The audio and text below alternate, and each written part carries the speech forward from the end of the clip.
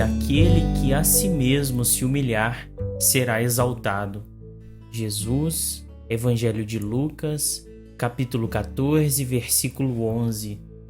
Olá pessoal, aqui é Tárcio Rodrigues e o Café com o Espiritismo de hoje é sobre o Livro da Esperança, capítulo 16, intitulado Ninguém é Inútil. Psicografia de Francisco Cândido Xavier, onde Emmanuel nos diz: não aguardes aparente grandeza para ser útil. Missão quer dizer incumbência. E ninguém existe aos ventos do acaso. Buscando entender os mandatos de trabalho que nos competem, estudemos de leve algumas lições de coisas da natureza. A usina poderosa ilumina qualquer lugar a longa distância. Contudo, para isso, não age por si só. Usa transformadores de um circuito a outro, alterando em geral a tensão e a intensidade da corrente. Os transformadores requisitam fios de condução. Os fios recorrem à tomada de força. Isso, porém, ainda não se resolve. Para que a luz se faça, é indispensável a presença da lâmpada, que se forma de componentes diversos. O rio, de muito longe, fornece água limpa à atividade caseira, mas não se projeta desordenado a serviço das criaturas. Cede os próprios recursos à rede de encanamento. A rede pede tubos de formação variada. Os tubos exigem a torneira de controle. Isso, porém, ainda não é tudo. Para que o líquido se mostre purificado, requer-se o concurso do filtro. O avião transporta o homem de um lado para outro da Terra, mas não é um gigante autossuficiente. A fim de elevar-se, precisa de combustível. O combustível solicita motores que o aproveitem. Os motores reclamam os elementos de que se constituem. Isso, porém, ainda não chega.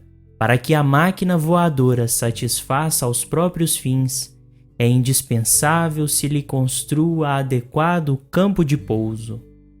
No dicionário das leis divinas, as nossas tarefas têm o sinônimo de dever. Atendamos à obrigação para que fomos chamados no clima do bem. Não te digas inútil, nem te asseveres incompetente.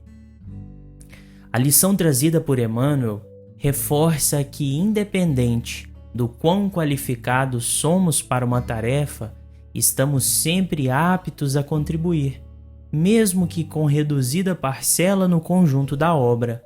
Sem dispensar o aprimoramento constante, o benfeitor ressalta que somos cada um, por causa mesmo de nossas particularidades, indispensáveis para que o bem continue espargindo por todos os lados.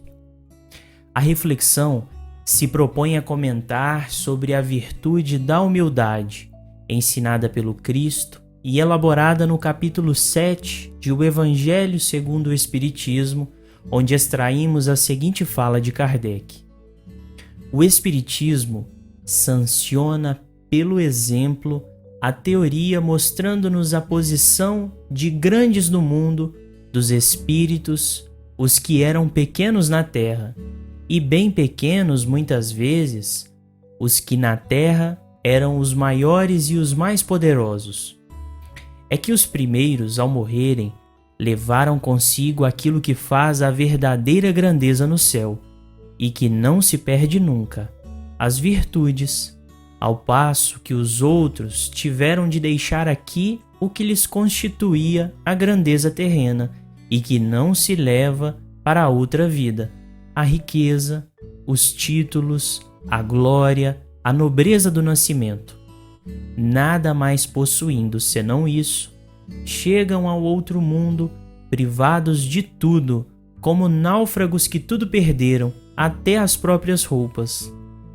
Conservaram apenas o orgulho que mais humilhante lhes torna a nova posição, porquanto veem colocados acima de si e resplandecentes de glória os que eles na terra espezinharam. A mensagem não pode ser mais clara. Riqueza, títulos, poder e outras tantas condições de aparente grandeza no mundo não bastam por si só.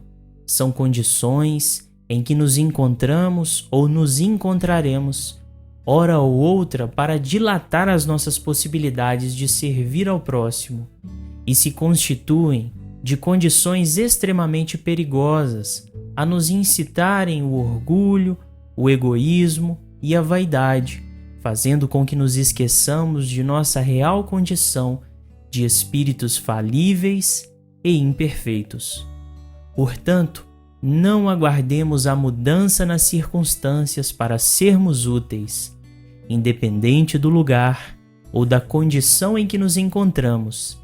Esse é o nosso ponto de partida para a trilha que nos conduzirá à tarefa bem cumprida. Como conclui Emmanuel, para cumprir a missão que nos cabe, não são necessários um cargo diretivo, uma tribuna brilhante, um nome preclaro ou uma fortuna de milhões. Basta estimemos a disciplina no lugar que nos é próprio, com o prazer de servir. Fiquem com Deus e até o próximo episódio do Café com o Espiritismo.